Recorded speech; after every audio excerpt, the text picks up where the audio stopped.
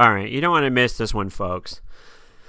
This is my conversation with rockstar trader turned guru and coach, trainer. He's been a trainer to generations of options traders, folks. Andrew G, we know him as ATG. Amazing floor trader, amazing guy, and I can count him as one of my friends. Andrew Giovinazzi from Optionpit has agreed to sit in for a few minutes, and we're very lucky to have him. So next, my discussion with Andrew Giovinazzi.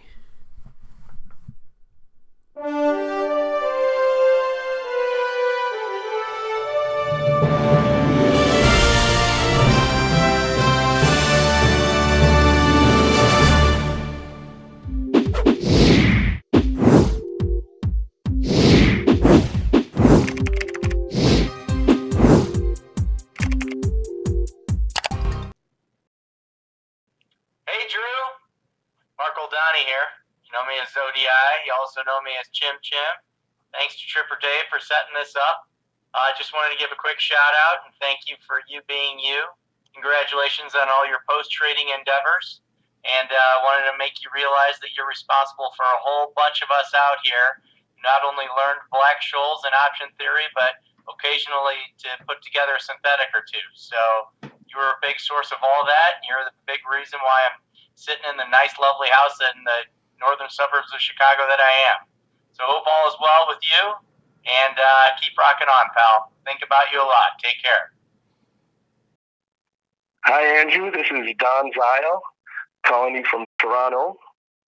As you can see from my photo, over the years, I've gained a little bit of weight, and I've lost a whole bunch of hair. But I just want to say hi and say thank you for being a mentor to me and providing me guidance and knowledge over the years as I was a noob at the P Coast and at the SIBO. And there's nothing like trading on the floor, and I don't think there'll be anything like that ever again. But I'm glad that you're continuing your success in options, and I hope to talk to you and see more from you going forward. Love you, buddy. When I last talked to you, you were still in Chicago, but are you in Maine now? I'm in Maine. I put the camera behind me so you can see trees. Nice. I'm in a little town called West Bath. So it's 45 minutes north of Portland. But once you're out here, you might as well be anywhere. There's nobody out here. So it's pretty, I've gone from city boy to country boy. Nice. And I was thinking back, and I know I've met Mark Sebastian before, but I don't really remember him that well. I was talking to Don earlier this morning, and he remembers him as being a real nice guy. So you two kind of hooked up? Yep. I was working for a company. It was right after I basically stopped trading with Andrew Henry, with Henry Capital. And I needed to do something. So I went to work for a startup doing using 3D visualization stuff for finance. Oh, wow. It was a little ahead of its time, I think. But anyway, I started writing for the street .com. And they had a product called Options Profits. And, I was writing, kind of like educational trade idea stuff. And Mark was writing for it at the same time. And we did a webinar together for them. And the webinar was a hit. So, oh, nice. About a year later, I was just looking for something else to do. The software company went into a different direction for medical data instead of financial data. So they didn't need me anymore because I'm pretty much just, options. And then I've been with Mark for 6 years at Optionpit. Oh, nice. So you mentor beginning traders, or is it a range of different people that you work with? Right. We do basically people that are beginning to fund managers, just depending on what their needs are. We have a specific program. It's kind of gold, platinum, professional, where we take people through a course similar that you probably had to when you were a trader as a floor trader, you know, when we kind of started at the beginning and then kind of, you know, went through until you're sort of ready to hit the floor, right? But what we've done is we've changed it for the retail trader, because when you're a floor trader, you had edge, right? We know that there was edge on the floor and all that kind of stuff, but you had to take down all kinds of stuff. And as a retail trader, your really only edge is entry point. So we've recrafted the vol trading for looking from, not instead of teaching people about edge, but to try to get the best entry point for a position. So that's how and then, but it's an education process. So it's not a 1 week thing. Now we do a lot of trade generation, and our stuff is really good for trade generation. But if you want to learn to trade volatility from a retail trader point of view, you got to get educated. So that's what the program is. So there's kind of beginning, intermediate, and then advanced. And we have all the guys in our pro room seem to do very well. There's really only one person I haven't been able to kind of put on the path to, you know, for trading totally by themselves to kind of make a living. So if they go through the pro program, that is. Well, that's interesting because I learned some stuff from those Tasty Trade videos that Tom Sosnoff and those OEX guys, but that's very just basic stuff. And so I think you know you really fill a void when someone gets past, you know, what's a put, what's a call, to really to start extending their knowledge. Now, I just want to take you back for a second to when you were training me. I'm really grateful to you because you know, you were able to push me. Our just to kind of explain to people, Group One had a mock training program, and so what we would do is we were all clerks, and after the close, we'd come up to the office and stand in front of the blackboard, and we would simulate the markets on the blackboard of puts and calls, and we would compete, and they would take, what was it, 5 or 6 people every 6 months to get into the program. And I remember you grilling me and saying, look, you know, you have to do the math. You know, there's theoretical, but then there's actually calculating the math of, okay, you know, call price plus strike minus stock price. What's the synthetic put on the other side? And what's the call implying, you know, what's the call implying the put should be? And is it in line with the put on the other side? And how do, you know, what is this call spread? What's the bid for it? What's the offer? You know, if you're going to buy a call, you can't necessarily sell stock on the offer. So you need to figure out where could you get stock against this call. And you forced me to do the mechanics of that to get me to where I needed to be. So, So, and then afterwards, I went and stood next to you in the pit. Group One had a DPM pit, which is sort of like a specialist post, right? Right. And I stood next to you for a little while and learned how to trade down there. That was a really special time for all of us. It was unique. I mean, you know, you'd think that was never going to end. That was part of the reason why. I mean, we stopped trading in 2006 or 2007 was when it became all electronic. You know, our spend for just our little firm was like $150,000 a year or something for technology.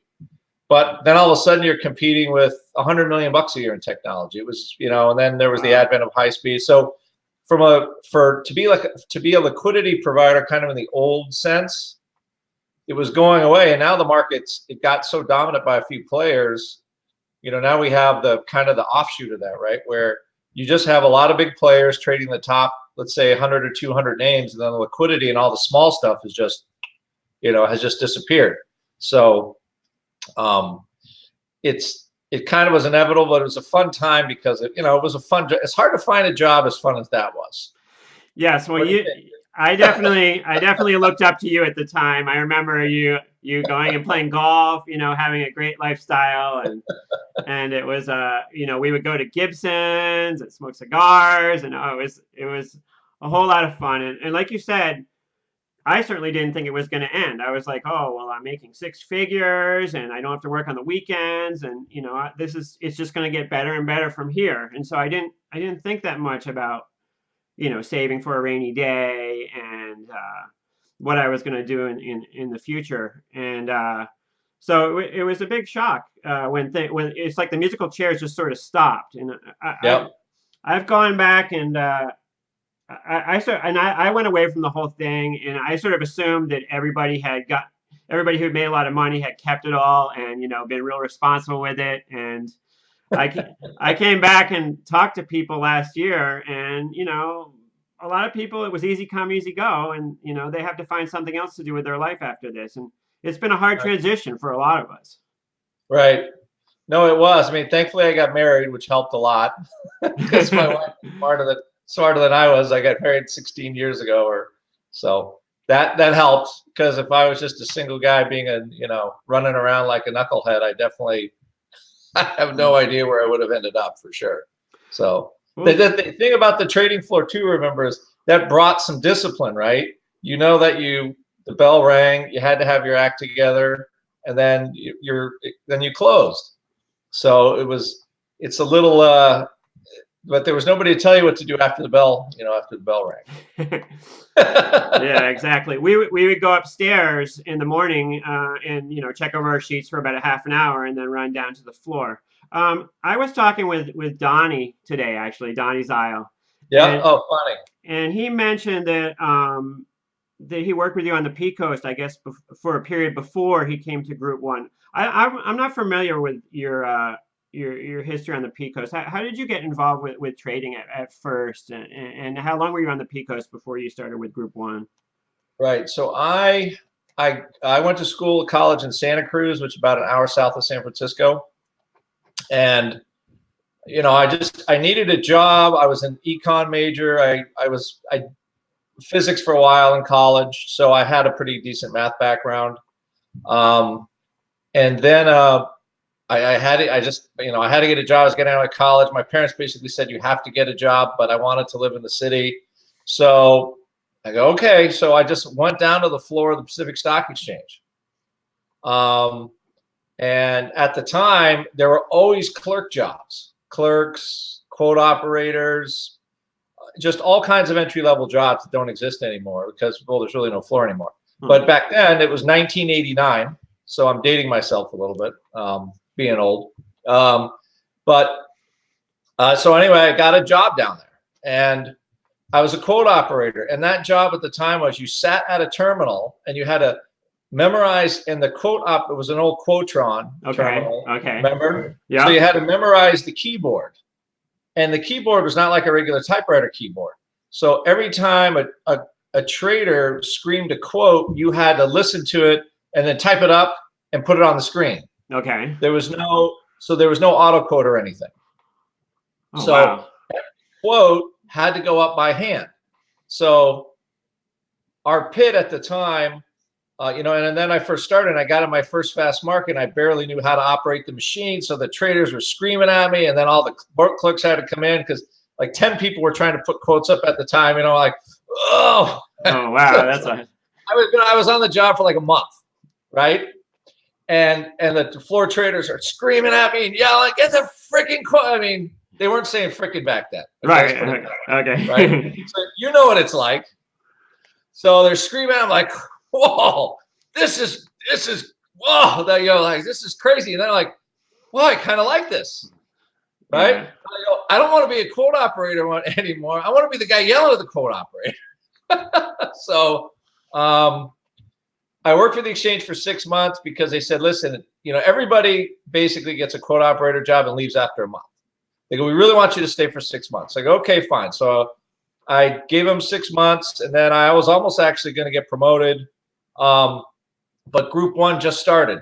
It was a brand new company, and they needed somebody to run the sheets after the close. So I started just moonlighting, basically, just running the sheets for him after the close. I talked to Matt Zahner at the time. I don't know if you met him. He might have been gone by the time you were around, but I did meet him once. I think. You did meet him. Yeah. And so I started running sheets, and back then, everybody takes for granted that you have theoreticals on, like if you use TOS or any of those systems where you have just live theoreticals all the time.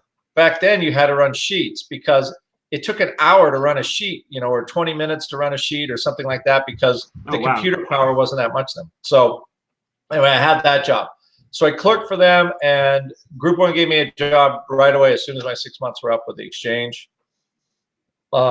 Couple months later, I became floor manager for the trading firm for Group One. So we had 11 or 12 traders on the floor at the time, and I just sort of managed because everything was manual back then. You had tickets, and there was just a lot of like paper organization. So I did all that, and then 6 months later, they put me on a seat, and I started trading. And really, what got me in the door was back then, as a clerk, you could monitor what was going on, but you couldn't put any orders in. You had to call upstairs, have one of the members give you orders, and then you would hand them to the broker, right? You're basically just as a clerk. Okay. So one of our partners at the time had left on vacation, but where he was short a ton of puts in Sun Microsystems. This was back when it was a huge thing. So he's probably short 1,000 puts. Oh, wow. Right? And probably the average price on the puts that he was short now was about 15 cents. Back then we would call it, you know, an eighth or, you know, maybe 3/16 or something. So earnings were coming out. So I just called the desk. We're short way too many puts. We got to cover these. So, you know, back then risk was kind of rudimentary. There was no. Yeah, we definitely know now you don't want to be short some puts like you know, 3 teeny puts or you know, something that's like 25 cents. It's just not worth selling. So you're smart to notice that. I think he got big dollars for them, but now they had gotten to such a point, and then Sun had ripped so much that they were just sitting there on the bottom of his sheets. So called the desk, got the orders, gave them to the broker, and he starts filling the orders, right? And all of a sudden, the traders are like, "Oh yeah, we'll sell 100, we'll sell 200, we'll sell." And all of a sudden, by the time they got to 800 or 900 contracts, they all turned around and looked at me like, "What are you doing for?" You're like, "Don't you need a badge?" And I wasn't a member yet, so I kind of crapped my pants, not literally, but close, because the whole pit turned on me basically. Oh, wow. Like, what do you know? And I'm like, listen, I'm just taking orders from the desk. We're just closing our short puts. And then anyway, like literally, I swear it was just serendipitous, but a day later, some reported something and the stock was down like 10 or 15% or something. Oh, wow. So I saved our company a lot of money by doing that. And that expedited my trip to floor trading. So I was like 24 at the time. And then I started in the shearing plow pit, and you know, that was my first year before I moved to Chicago, trading out there. And that was kind of how it all started. Wow, that's fascinating. I also started as a runner at the SIBO, so I guess a lot of people started that way in the beginning, just somehow get onto the floor. I think Donnie said he used to ride he was riding the elevator to get a job, but you know. Nowadays, it seems like to start as a trader, you need to be a programmer in Python, and it's become very quantitative, it seems. Well, there's no. It's what product you're trading and what environment you could actually get to trade the product, right? Now, in order to work for Group One, you have to stream quotes. You know, although it's different because when we started, we traded what, 15 or 20 products maybe at the time. Right. Now you can trade 250 or 500 because you're streaming quotes. You have to be more electronically savvy, but it's not as fun because it's you're basically playing a video game at this point if you're streaming. I mean, if you're on the floor, maybe you're in the VIX pit or the SPX, but the SPX is still kind of controlled by puppet masters above who set all the curves. The guys are still trading it, but it's not kind of the rough and tumble of, you know, just trying to get 2,000, you know, contracts filled or something like that. So very different. Yeah, it seems like there's not the this sort of wild west of individual stocks moving around as much as they were back like in the 90s. You know, when you get like individual issues just moving up or down. I mean, there is to make a stock of the day that's moving still these days, but there's not as much of just crazy volatility. At least right now, it doesn't seem.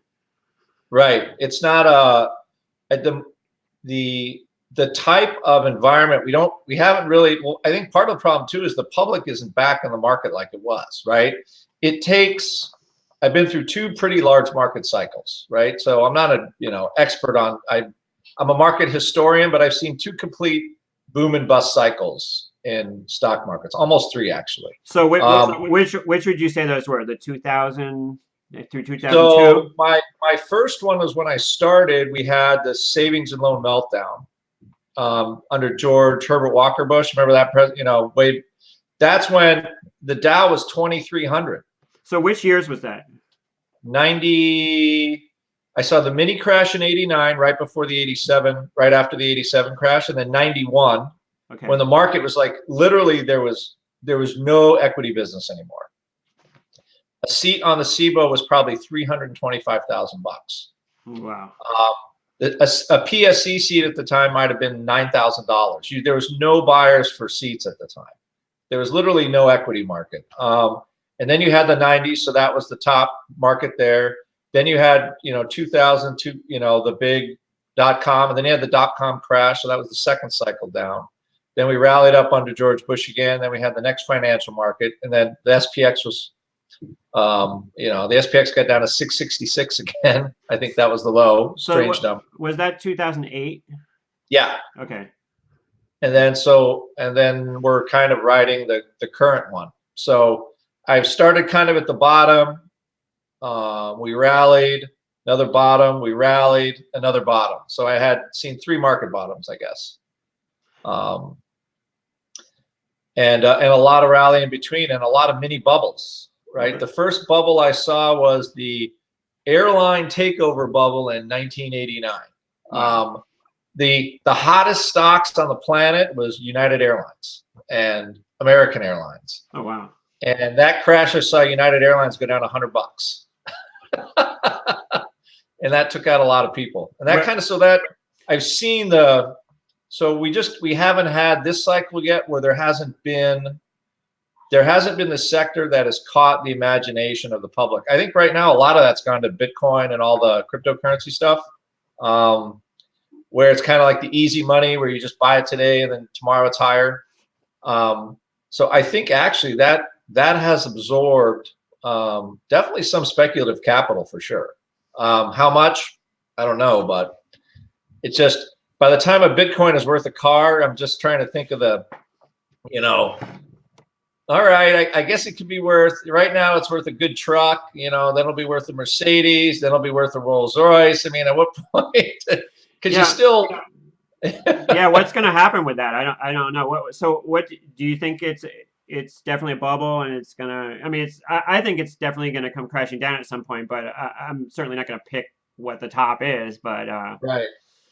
At some point there will be, because I think on part of the problem too, there's a forced scarcity on mining Bitcoin and all that kind of stuff. So it's like with an IPO, you launch an IPO, but you only give out 5% of the float, right? You only make 10% of the float possible, which creates some scarcity and kind of helps buoys the value up. So all these cryptocurrencies, now I think there's 100 cryptocurrencies. Well, somebody actually gave me 2 Litecoins a couple weeks ago, and I've avoided cryptocurrencies completely because I figure the moment I buy it, it's going to go straight down, and I just don't know how to value it. But somebody gave me a couple Litecoins, and so now I'm in the game, although I'm not really trading them. I don't know how high it'll go. I don't know. At some point, there will be a value attached to it. I don't know when that is, but right now, since there's no value attached to it, it can be anywhere. And, once they can maybe start regulating it and screwing it up a little bit and trying to mess with people and, because right now vendors are accepting Bitcoin, but mostly because it's been going up, right? If you're a vendor and you accept Bitcoin and then all of a sudden you could lose $1,000 on, right? When you have that first little shock, when vendors start getting squeezed, they're like, well, maybe I'm not going to accept it anymore. I don't even know if that will happen, right? You don't know. Right, and So also the transaction fees for Bitcoin itself right now is so clogged up. I think it's like $20 to do a transaction with Bitcoin or something like that. wow. Um, Well, think of holding it. There's no clearing function.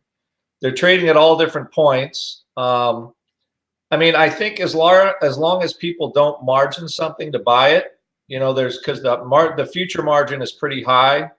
I would assume only that future margin increases with the current launch of the futures. But as long as, if people are just buying cash with it, they just lose their money. It's when, you start margining it and the people start, writing puts on it and there's no clearing function for the put sold. That's kind of similar to how the financial crisis started. It's not like there wasn't money there. It's just nobody trusted anybody anymore. So, I mean, as long as it kind of all stays cash, it's not a problem, I don't think. well, I think you have a great point as far as your experience with so many bubbles and cycles. There's so many people. One of the things I've noticed, like coming back into the market now over the last year, is that there's such a turnover of new people coming into the market all the time. They throw that stat out there that 80% of people lose money or something, and so, but it seems like the majority. I meet a lot of new people through StockTwits, and it seems like um, the vast majority of people trading today have never experienced one down market. And I know Right, it sounds strange, but it seems to be true though statistically. And because we've been rallying for 7 or 8 years now, it seems like. right. It's been a while, and we could rally for 3 or 4 more. I don't, you never know what causes the next one. But historically, what's going to happen. A lot of thing at Optionpit we do is, the first thing I teach people, or part of the education, is risk control. And one thing, especially, you have to think about where people's heads are, especially as the internet millennials and everybody's kind of getting involved in the market, and there's all the social media now around the equity market and options. They also started when volatility in 2008 was historically very high, right? So for a lot of years, a lot of strategies where VIX was 25 and you could sell premium, and the premium was huge, right? And Right. you could make money doing that. Now you have to be careful because VIX is 9.5. The premiums you're getting, I mean, a lot of people don't blow out when the vol goes from 25 to 27, right? Or Right. from 25 to 16, right? They don't blow out that direction. They blow out selling 9 vol and it goes to 18 because all of a sudden you have a massive explosion. So I actually think right now buying premium, it's something I've been mentoring clients on. Longer term, midterm premium it's so cheap for the gamma that you get. It's the best trade going. Actually, I just closed a couple positions this morning. So, and I blog about the stuff that I do. But that's what the market's giving us, right? This market cycle is low vol. It's generally a bull market, and you don't really want to fight either of those things, I think. After, you've just seen trading, you try to take what the market is giving you, and how much opportunity is there, and then you kind of allocate the dollars to what you think is, reasonable. And I know you like UVXY. That's been a great trade, and but it's got a cyclicality to it with volatility as well. So right now it's just kind of hanging around the bottom. But there's some pretty decent future premium too. So that doesn't mean it can't rot. It just doesn't rot as fast. So, you're one of the few people who's successfully made the transition from being a floor market maker to I guess, would we call ourselves retail customers right now? I'm not sure, but I guess so. what do you think is the biggest difference between having been on the floor and what sort of adjustment? Obviously, there's not the free money from bid ask spread, but what's the biggest adjustment you've had to make? I know that when I watch those Tasty Trade videos with Tom Sosnoff and those guys, they'll say there's no way to actually make money being long premium anymore, and you have to sell premium, and that's the only thing to do. Obviously, you have a little different philosophy, but what do you think the biggest adjustment you've had to make to actually make money not being a floor market maker anymore is? Well, besides entry point, being more patient with entry point, um, is making sure you close. Like in the old days, if you own premium, because you're a floor trader, you could, there were ways to generate to pay for theta, right? Pay for your decay. You could scalp trade and all that kind of stuff. As a retail trader, the costs are higher. So I'm much more focused on just shutting the position down instead of instead of keeping it too long. That was the first adjustment I learned to make relatively quickly, actually. I use the vol products a lot more for for volatility hedge. So one thing we didn't have when we were trading, right, is you could have a book, where you might be long 20,000 Vega, and those summer vol crushes and stuff like that. Where you're like, you're getting crushed. Now you can buy 100 VXX puts, or you can buy 50 UVXY puts, and you could hedge a lot of your short Vega exposure away.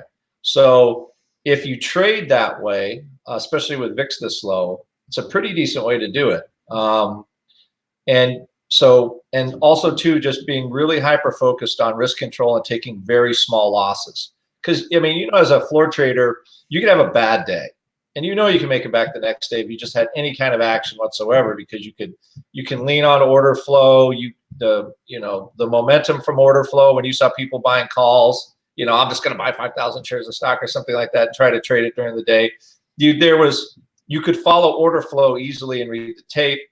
And as a retail person, it's much harder to do that. So it's mostly too, the next thing is, if you have a small loss and things really kind of aren't going well, I just close it fast, and then look for the next opportunity. It's kind of hard to nurse a loss too long, because since you have to generate pretty much all of your own opportunities trading, it's best just keeping, lose small. We're real small and then start over again, because it's easy to start over again. It's hard to follow the loser into the hole, and then try to make the money back. It just doesn't make any sense. And I think that's the biggest thing. As a floor trader, we could do that. I don't think you can as a retail trader. We had people on the floor that would follow around to whatever the busy pit was. We called them, I think, boat people that would just go wherever. Yep. And do you think there's money to be made doing that today, as far as, like, if I look at some stock list of the hot stocks today, and just sort of jump from whatever's really happening to one to the other? I guess a lot of those real hot issues don't have options sometimes, but like, I guess what I'm wondering is, how do you do your stock selection when you trade today? At this point, I mostly look at the SPX, because I do manage risk for a small hedge fund. Hopefully it's growing, but Carmen Line Capital. So most of my focus is VIX, vol products, SPX. I would recommend anybody actually follow products that can move around a little bit and get to know them. Like we had our own volatility ranges and stuff like that. Get to know products, but get to know several, maybe 10 to 15.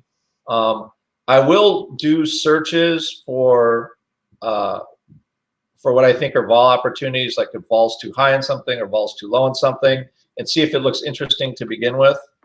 But I think it pays better to get good at looking at certain products. For the retail person, kind of following the next momentum thing, unless you're really skilled, because actually one of our guys that does one of our newsletters, he's pretty good at looking for breakouts and stuff like that. But it's a technique with low vol with high potential, right? So he's constantly searching for that type of trade. So I think it's good to get good at either one thing.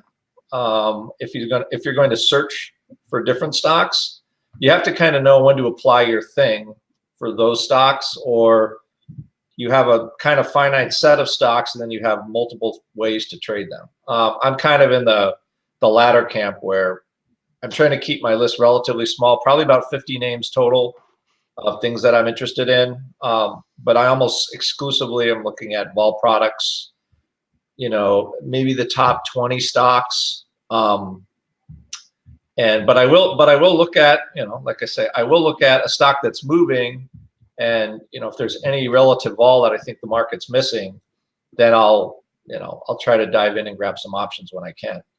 But those opportunities are few and far between. What are there any resources that you like use all the time besides your own websites? Like, for example, I don't know, some people look at Twitter all the time. Some people, like I basically use the Thinkorswim interface for most of my trading stuff because Yeah. I find it's pretty, it's got a lot of stuff on there to look at. Are there any which systems do you use now? Is it I use LiveVol mostly. I do have a Toss account. A lot of people like the Toss account for teaching when I do webinars and stuff. So it helps when we're trying to teach position management. It's really good for that.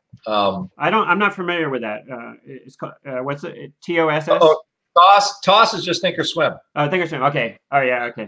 Yeah. I got confused So for a second. Yeah. people like that for position management. I'm not like a technical chart guy. I'm kind of like more old school tape reader because that's what I grew up. That's what I started doing. I couldn't tell you anything about a chart at all. Vol charts. I'm the same way. That's the way we were trained. Right. I'd much rather pull up time and sales and watch stuff trade in time and sales to get a momentum feel on things than anything else really. So that's what I'm used to. Toss has a lot of good charts, but I don't use them, unfortunately. LiveVol has great vol charts as a product. It improves a lot, and that helps kind of set up a lot of trades. It also has pretty decent modeling. You can move the vols around per strike, so you can see how spreads change value. But I've been doing it long enough that I kind of know what the spread's going to do if the underlying does a certain thing. Not that I know where everything's going, but if something goes somewhere, I know how the spread should act. Okay. Those are primarily the two. We also have I've developed some stuff at Optionpit, kind of some spreadsheet methodology for trading certain products and approaching things in a certain way. Like, how do you approach the vol products? How do you approach time spreads? Things like that kind of help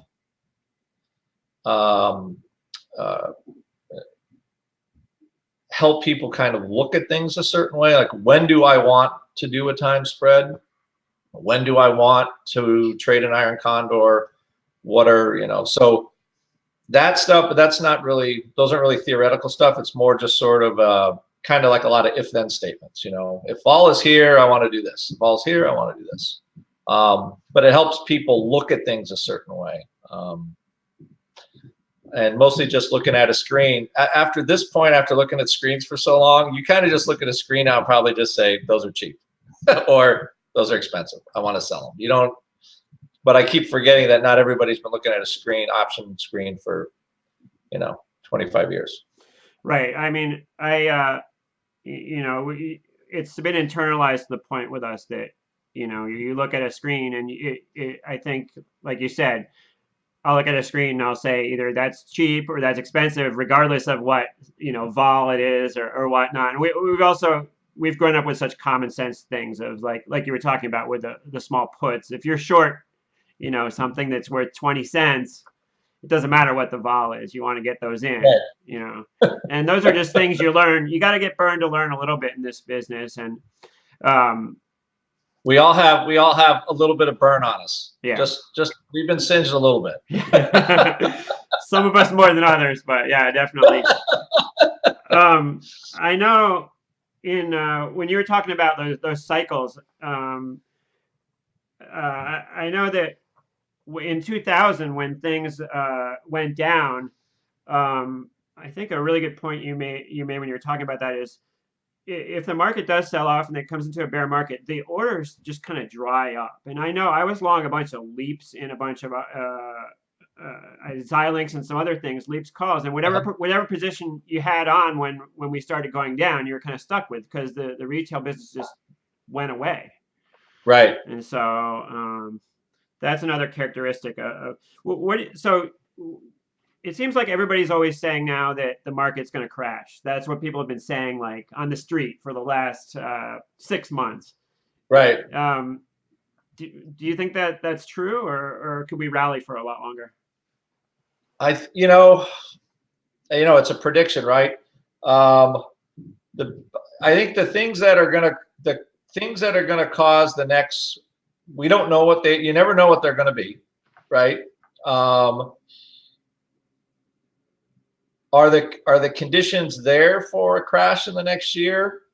I mean, the only thing I think now that really a lot of what's driven the market higher this last year has been a perception of certain things like regulation, business sense, kind of unwinding QE, right? There are all these big forces that are kind of moving in a direction. Like the Fed is slowly unwinding QE and selling back assets, but nobody really knows how that's going to affect the market ultimately, right? You can guess, but the Fed's got $4 trillion worth of stuff to get rid of, and we don't know yet how that's going to work. I mean, there's still 0 interest percent.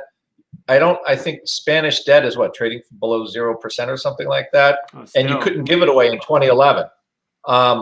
So there's weird stuff. There's weird stuff that just sits there, and it's kind of like Bitcoin going up forever. And I'm not even poo-pooing it. It's just everybody gets used to a certain thing, right? We're used to Europe having 0% interest rates, but we really don't know what that's going to do yet. Or we're used to the U.S. government borrowing more money than they have before, but we really don't know what that's going to do yet. So, if those forces kind of right themselves, as in, slowly things get a little better, the European things gets a little better, it's harder for the market to crash because you're kind of unwinding something. Remember the dot-com boom? It kept going up, and everybody just got used to these stocks that were worth $2 billion and they only had like $100,000 in revenue. And everybody's like, oh no, it'll work because it's the internet, and everybody gets used to a certain thing. Yeah. So when a change in equity values, because now they're putting growth premium into equities, which 5 years ago, even I would say 3 or 4 years ago, maybe 2, there wasn't a lot of growth premium in equities. Microsoft was a $35 stock. It just traded at a 12 PE with $200 billion in cash or something. Now it's a 19 PE stock with all that money, right? So people are assigning growth to stuff. So if the growth stops, all of a sudden that could be something. Yeah. So as long as earnings keep going, then companies are. A lot of people seem to say that. And the other thing I wanted to ask you is, vol just trending down? Is that trend just going to continue, or is 10 going to be the new normal from now on forever, just due to changes in the structure of the market, like for example algo trading and that sort of thing? Is vol just going to continue to stay below 10 or around this area and move lower historically, or are we going to go back to 20 again? Normally volatility has sort of followed interest rates. As interest rates got lower, funds were more aggressive borrowing money and selling options for yield, stuff like that, kind of pounding down the premium, so to speak. And rates are starting to go up again. So I think as rates rise a little, we should see some more vol again, because it'll be more expensive to borrow money and try to pound. Right now, basically, money's still free. And it's easy for people to aggressively come in and fade the vol.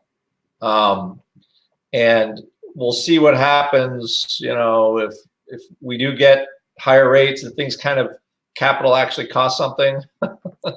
But I just think the reality is the market's not doing anything because we're just in this part of the cycle. It's like cycles we've had before where earnings are growing, there's always something going on in the world or government, but for the most part, if people think that they can sort of predict the future, equity prices go up, and that's where we are for now. We spent a lot of this market cycle just getting back to where we were on the last one, just trying to get remember, we climbed from the low 660 something when Obama took office to 1500. That was a pretty big rally, right? Yeah. That was just to get back to where we were. So we're in new territory now for sure. So we'll see. I don't know. But for now, it looks like we kind of keep creeping up till we don't. I know that's not genius interpretation, but I Well, think no, at some point the money thing will be a problem. But it might be 10 years from now. I don't know.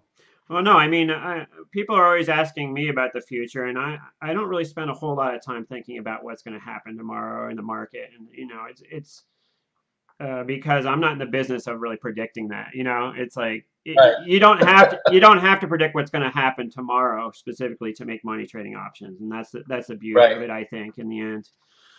Well, listen, you've given me a lot to think about, and I really appreciate you coming on. I just sort of started out with this stuff, but a couple of years ago, people really kind of thought options market makers were like risk takers, and it wasn't as respected. But nowadays, people kind of look back and say, "Wow, that was a pretty unique job that people had as market makers at the SIBO," and it's becoming much more of a thing that's almost sought out by financial people now, as people that were at the SIBO have a unique experience and a unique understanding of the market, and that I like that. Right. No, it's good. Well, because also you got dropped in a place and you had to do this one certain thing over and over and over again, and you kind of learn by, like we both learn making mistakes and stuff. So, and it's like now people probably you talk to, they value some insight because you're like, I've seen this 100 times. I can't tell you exactly that it's going to work like this, but let's just say I have a high degree of confidence that this is what's going to happen. So, and Yeah. and then that's something you can teach somebody.